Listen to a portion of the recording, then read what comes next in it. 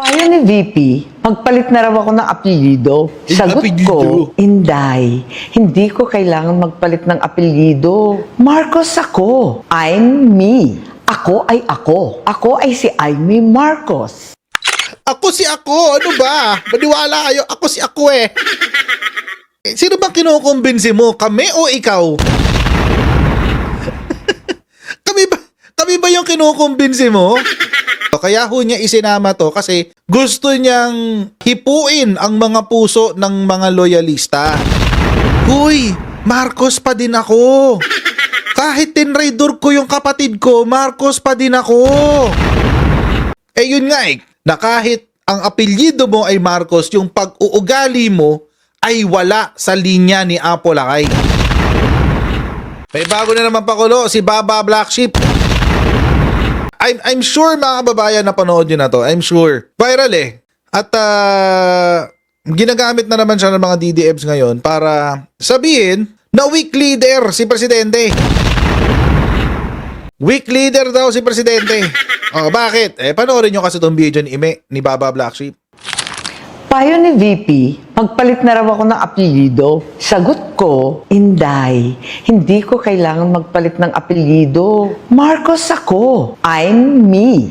Ako ay ako. Ako ay si Aimee Marcos. At kapag Marcos ka, hindi ka makikipag-alyansa sa mga politikong nagbintang, nagdiin, at umapi sa iyong pamilya. Hindi mo kakainin ang isinuka mo para lamang sa politika. Hindi ganyan ang legasiya ng aking ama. Imported na ang bigas, imported pa ang hustisya, kaya malinaw.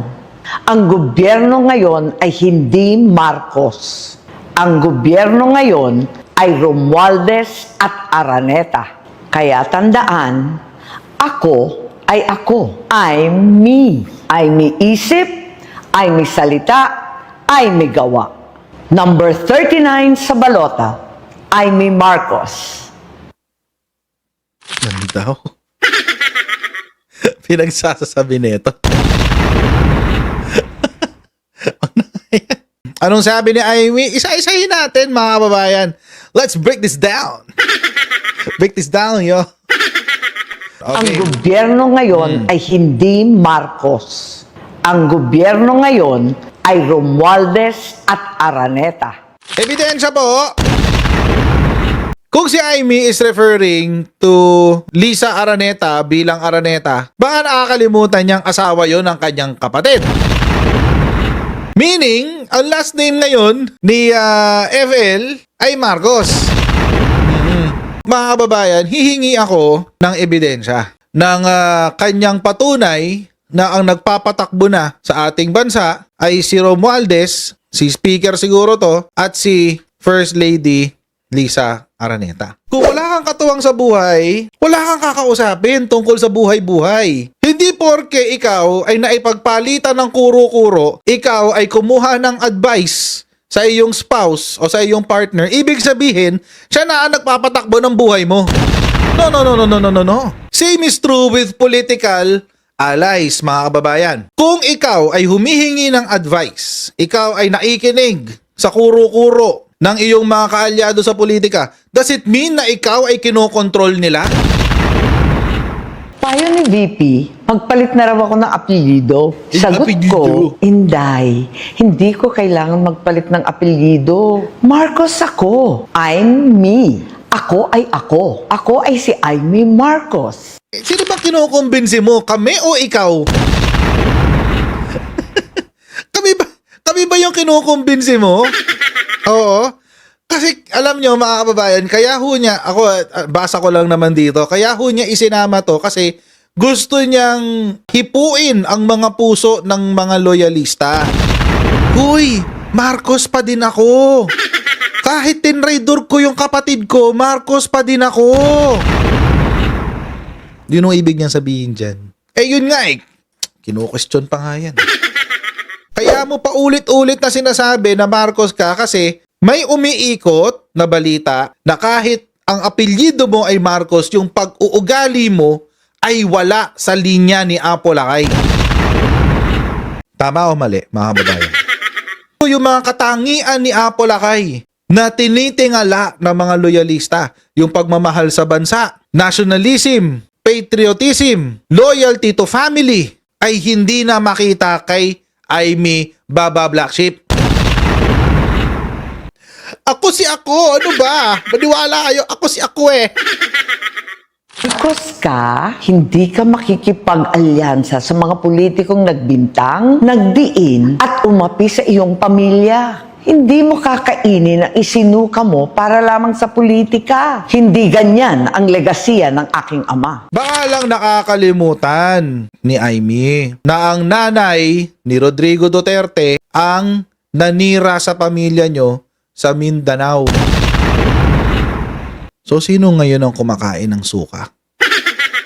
Sinong inappoint ni Corazon Aquino nung naging presidente siya bilang mayor ng Davao? Di ba si Rodrigo Duterte? So, Aimee, Senator Aimee, hindi lang pala ikaw kain suka, himod tumbong pa. So, ito ba ang tinuro ni Apo Lakay sa'yo, Senator Aimee? Obviously, wala kang natutunan sa tatay mo.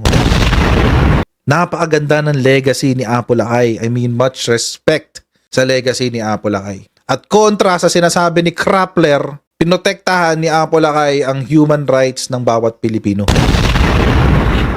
Ulit-ulitin ko yan. Kahit i-fact check nila ulito, wala akong paki. Imported na ang bigas, imported pa ang hustisya.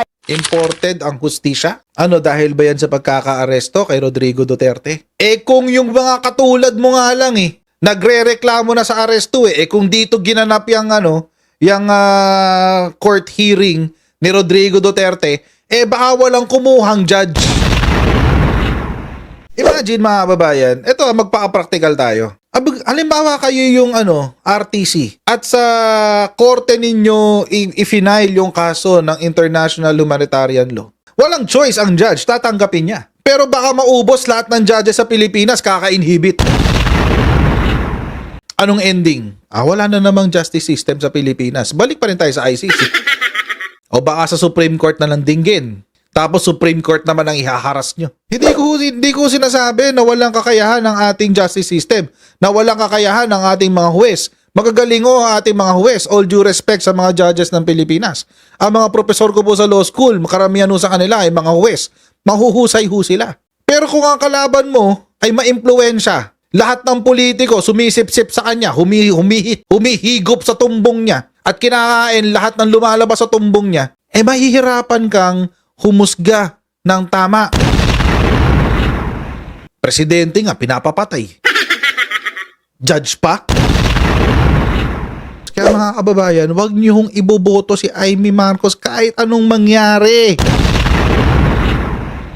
Huwag kayong boboto doon sa mga kandidato na pinromote ng Iglesia ni Cristo. Mga kababayan, confirm na. Oo, confirm na ho siya sa balita. O nyo yung boboto yun. Hindi ko alam sa mga kaibigan nating INC dyan. This is not a criticism of you.